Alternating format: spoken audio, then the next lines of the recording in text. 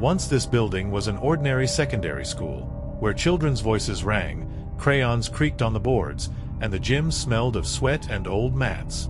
But everything changed in one day. What happened decades later was whispered about in kitchens, hidden in archives, and erased from official documents.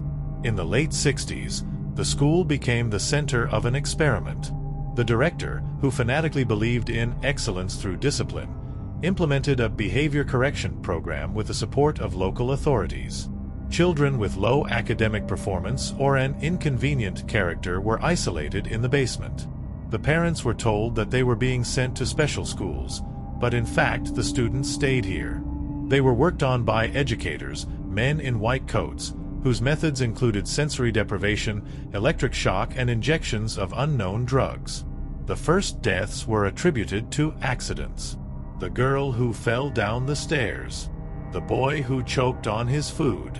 But when a fire broke out in 1973, the truth began to come out. The fire engulfed the basement, where 12 children were burned alive in locked cells. The investigation was quickly closed, the director was transferred to another state, and the school was concreted due to the emergency condition. But the concrete didn't hide everything. Builders involved in the conservation of the building told of strange finds: rusty chains, toys with scratch dates, and walls covered with scratches. And also the smell. Sweet, like rotten fruit soaked through the bricks. The school was not demolished. She was just abandoned. The windows were boarded up, the doors were welded shut, and the territory was fenced off with barbed wire. Local teenagers nicknamed it the House of Whispers. Those who dared to come close swore that they heard children's laughter outside the walls. Or crying. But the real nightmare started later.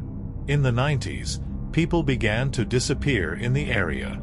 Homeless people, curious stalkers, couples seeking solitude. They were found months later, in the woods, in ditches, in abandoned houses. The bodies were disfigured, tongues were torn out, fingers were broken, as if someone was trying to silence them. On the chest of each victim is a piece of a school notebook with a number. As it turned out later, the numbers matched the cases of the missing students of the 70s. The police denied the connection. The newspapers called the killer a notebook, but the case was never solved. And the school continued to stand, overgrown with new legends. It was said that someone who avenges the dead children still lives within its walls. Or the experiment itself. 4 teenagers, Lisa, Mike, Jenna, and Kyle. They don't believe in urban stories. For them, the House of Whispers is just a dot on the map for bold selfies. The decision to get inside is born spontaneously, after a couple of bottles of cheap wine. There's not even a guard there, Mike grins, breaking the lock on the gate with wire cutters. Just old junk and cobwebs. The first mistake, they didn't notice the footprints on the ground. Fresh, large, as if from work boots. The second, they didn't pay attention to the rags stuck in the crack of the door. Someone had already been here before them. It smells of mold and metal inside. Flashlights pick out peeling walls, desks chained to the floor, and a blackboard with half-erased numbers. Look at this. Jenna shines the light on the shelf. There's a box of cassettes among the trash. One reads, Protocol number 14. Don't destroy it. They find a video recorder in the director's office. The cassette bites into the mechanism with a dry click. There is a black and white image on the screen. Children in identical robes are sitting in cages. A masked man approaches the boy, inserts a metal spacer into his mouth. Today we are testing the threshold of pain sensitivity, says a male voice behind the scenes. Subject number 7. Shot. The camera twitches. Someone is shouting. Then the credits roll. Destroy the materials. Group B is not subject to rehabilitation. What the hell? Kyle pulls out the plug. This is a prank. Must be. They decide to go down to the basement. The stairs are rusted, the steps are buckling under the weight. The air is thickening, and the smell is now distinct, coppery, like blood. There are no signs of fire in the basement. It's clean, almost sterile. There are surgical instruments on the table, syringes with cloudy liquid, and on the wall. "Fuck," Lisa whispers. It's not graffiti. Someone nailed children's palms to the concrete, dried up like a herbarium. 12 pairs. There is a screech of metal. They turn around. The door to the basement has slammed shut. "It's not the wind," Mike says. A crash from above. Footsteps. Heavy, slow. Someone is walking down the corridor, dragging something behind them. "Someone was waiting for us here," Jenna points to the corner. There's a backpack on the floor. Inside, a flask of water, a first aid kit, cables, a knife. And photos. They're photos taken a week ago at the school. A flashlight beam falls from above. "Come out," a man's voice says. "The game is just beginning." The door to the basement opens. The door swung open, and the light of the lantern blinded them. A man in a washed jumpsuit stood in the doorway, his face hidden by a welder's mask. In his hand he held a tire iron, the end of which was stained with something dark. "Run!" Lisa shouted, pushing Jenna to the opposite corner of the basement. Mike grabbed a knife from his backpack, but the man was already there. The tire iron whistled through the air, narrowly missing Kyle, who tripped over a box of some glass ampoules. They shattered with a crystal clang, and the smell of formalin hit my nose. "Into the ventilation," Kyle shouted, pointing at the grate in the ceiling. They crawled, knocking their elbows and knees against the rusty pipes. The man's mask hid his breathing, but they could hear him methodically turning over tables like toys.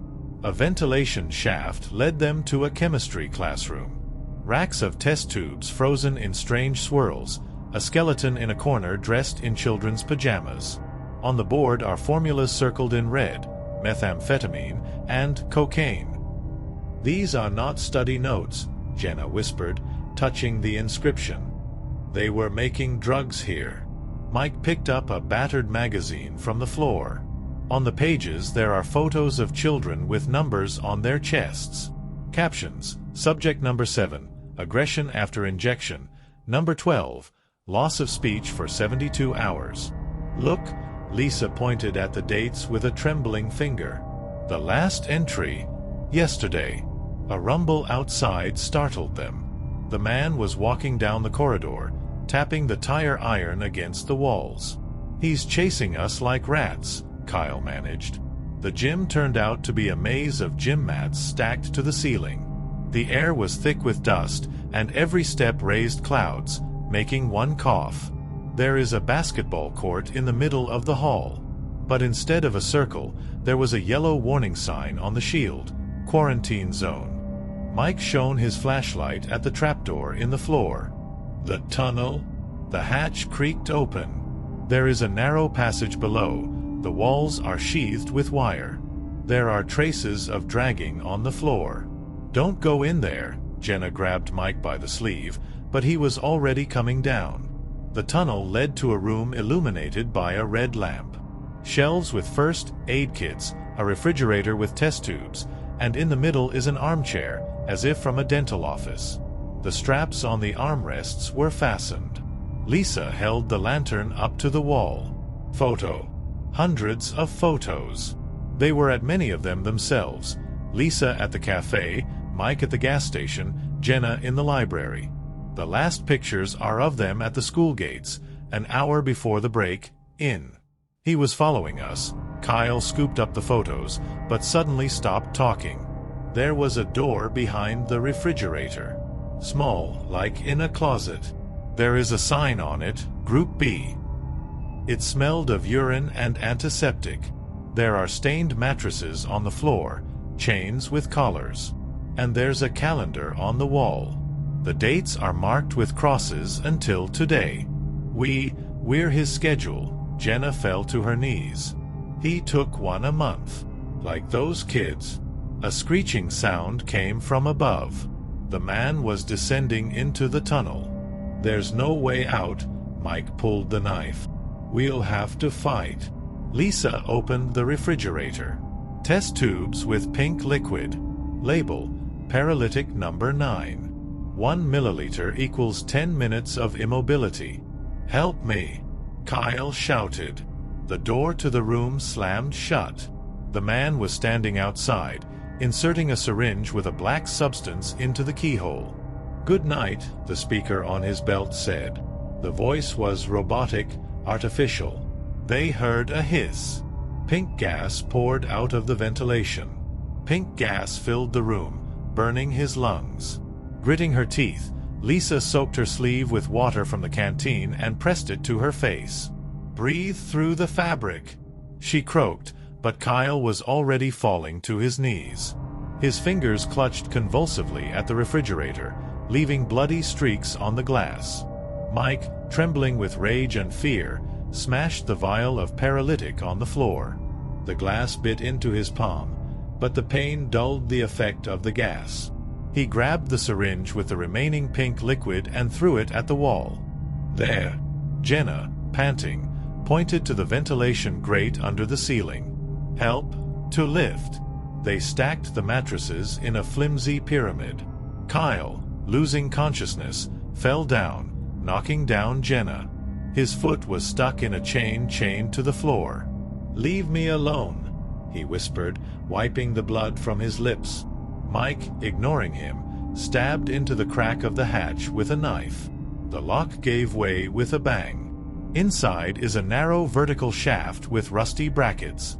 Below, there is darkness and splashing water. The sewer drain, Lisa sucked in a breath. "I'm taking you to the river." The antagonist was waiting for them upstairs. When Jenna, the last one, started to descend, he threw a glass jar with live cockroaches into the shaft. The insects crawled under his clothes, biting his neck and face. Lisa, hanging on one arm, grabbed a lighter from Kyle's pocket. The fire swept across the wall, scorching chitinous bodies. "Go on!" "Stop it!" she shouted, feeling her fingers lose their strength. A river of sewage awaited them below. The pipe was filled with bones. Not by children, but by adults. A skull with a hole in its forehead is stuck in a grate. Mike, using a knife as a tire iron, broke it off. "He dumped the bodies here," Jenna whispered. "Everyone who got in the way." The tunnel led them to an underground dock. A rusty boat dangled from a chain. There is a black backpack with a digital timer on board. 00:04:59. 00:04:58. Mike yanked at his backpack, but it was chained down. Inside is a plastic canister with the inscription sulfuric acid. They swam, pushing off the walls with a pole. The timer was counting down the last seconds. The explosion tore apart the pipe behind them. The acid mixed with the water, raising a pungent steam. The boat was carried along a stormy stream, straight to the waterfall, which even the locals did not know about. 3 survived. Kyle stayed in the mine, his screams fused with the roar of the water. They found a barn on the shore, half a kilometer from the school. Inside is a laboratory, laptops with live broadcasts of the school surveillance cameras, a file cabinet with their names, vials with their DNA samples. There's a diary on the table. Group B is not dead. They have become more perfect. Their fear is the purest catalyst. I've almost found the formula. Last entry, drug number 9 requires new tests. Attach samples to live media. Track the reaction to death. Lisa opened the freezer. Inside there are dozens of plastic bags with inscriptions. The skin. Subject number 34-inch. Eyeballs. 12. Below them is a container with their photos. New tags. Number 41-44. Infected. Observation. He implanted something in us. Jenna rolled up her sleeve. The bruise on her elbow, which she thought was a bruise, turned out to be a neat patch. There is a seam under it. A siren sounded outside. A red light flashed on the laptop screen. Quarantine activation. It seemed to Lisa that the siren was wailing right in her head. She grabbed her laptop, trying to figure out what quarantine activation meant. Building plans with flashing red zones flashed on the screen. "He's blocked all the exits," she whispered. "Here, the ventilation system will pump in the gas. We have less than 10 minutes. Mike yanked open the desk drawer. Among the papers is a key card with the logo of a private military company. "Blackthorn Security," he read. "They're mercenaries. So it's not a lone psychopath who's behind the school."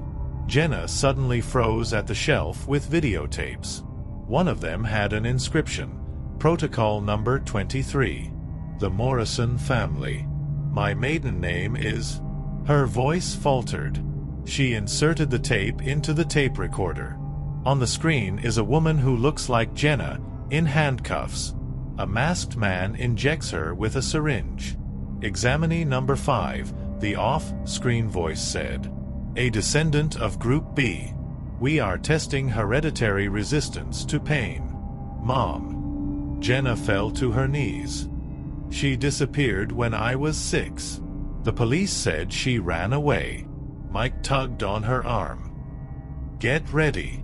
We'll find out later."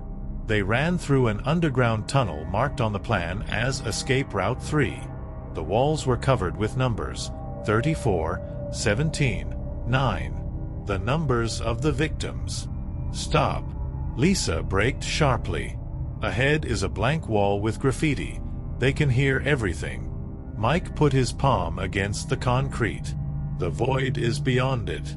Give me the knife." While he was picking at the mortar, Jenna suddenly spoke without taking her eyes off the camera in the corner. "I knew it. She knew why we were coming here. My father. He worked as a janitor at this school. After the fire. He said that they were paying him for his silence. I wanted to prove that he was lying." A room with servers opened behind the wall. The monitors showed live broadcasts from the houses. Lisa's mother's kitchen, Mike's bedroom, Jenna's empty apartment. "He's not just watching us," Lisa pointed at the screen, where an elderly woman was stirring soup. Mike hacked one of the servers. Folders with city names, dates, and numbers. It's a network. There are such schools all over the country. They collect data, test drugs, and monitor families for generations.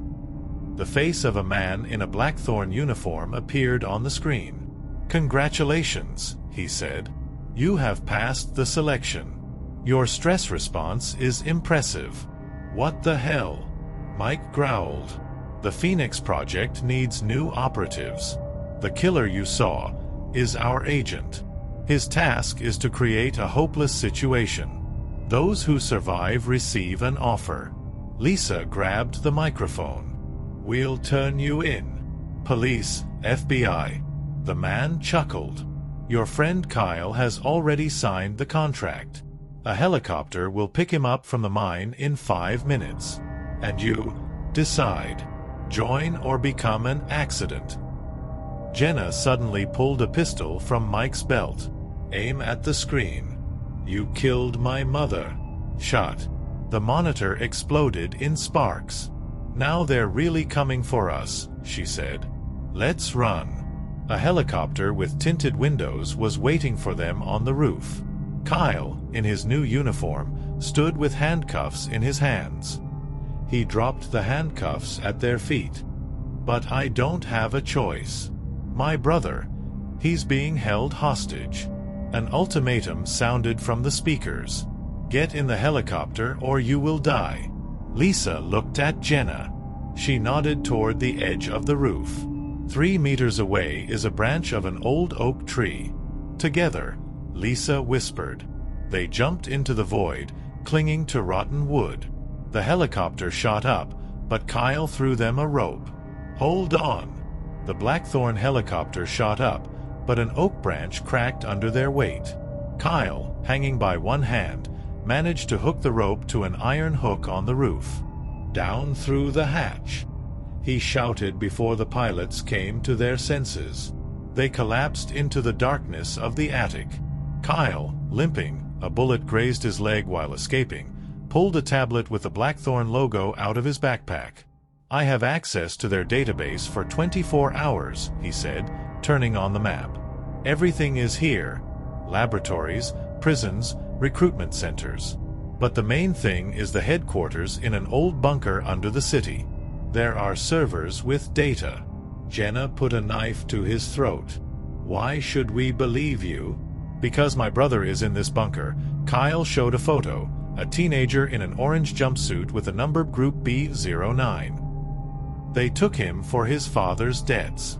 If we destroy the servers, they will lose leverage." The bunker turned out to be under an abandoned supermarket. Lisa noticed the details.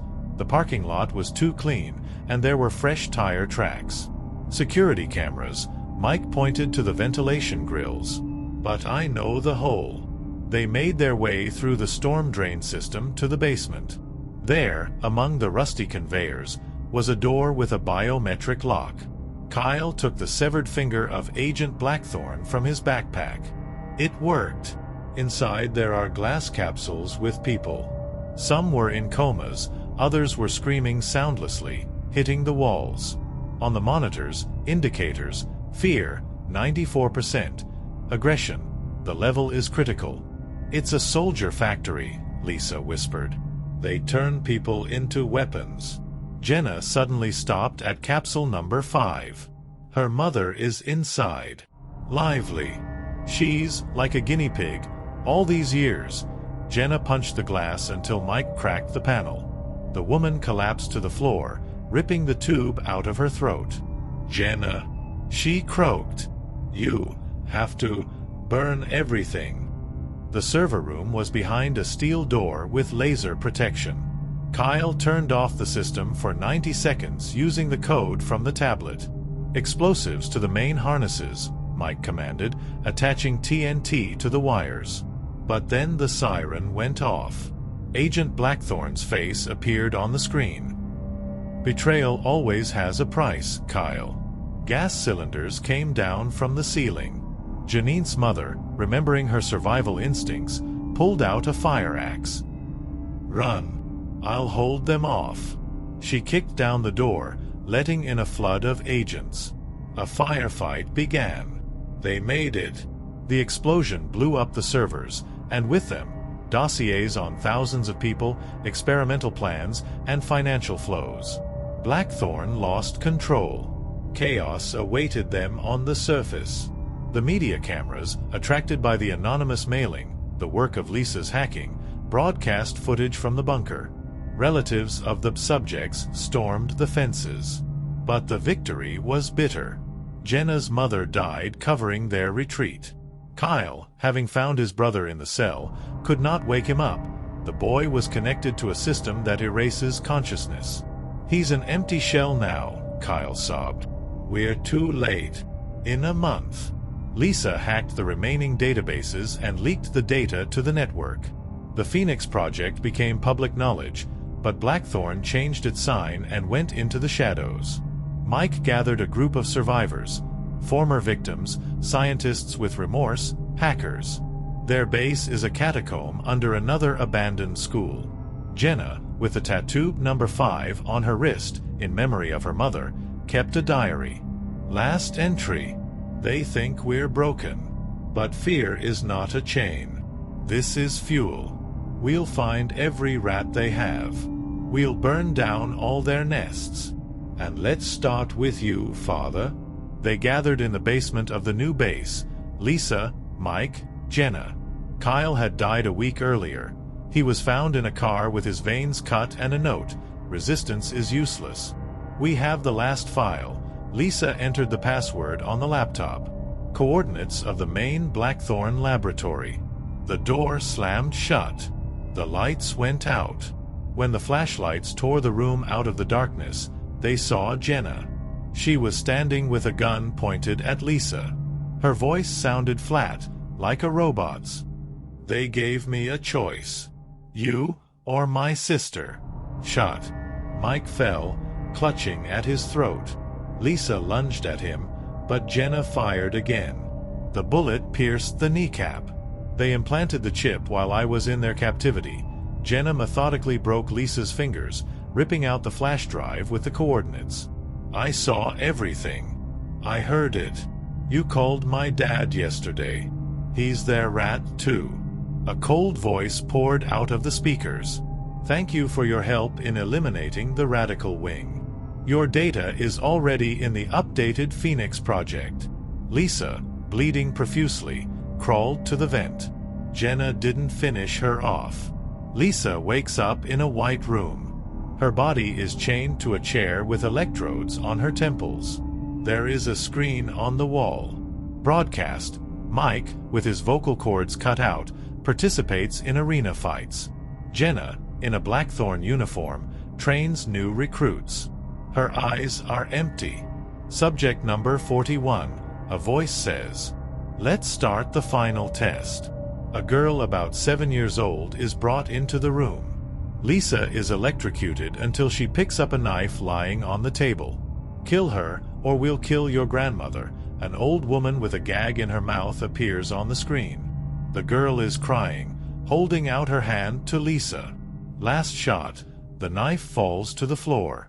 The camera captures Lisa, growling with horror and hatred, strangling the child. On the screen there is an inscription. Protocol number 41 is completed. The agent is ready for implementation. Somewhere on the air is her father's laughter.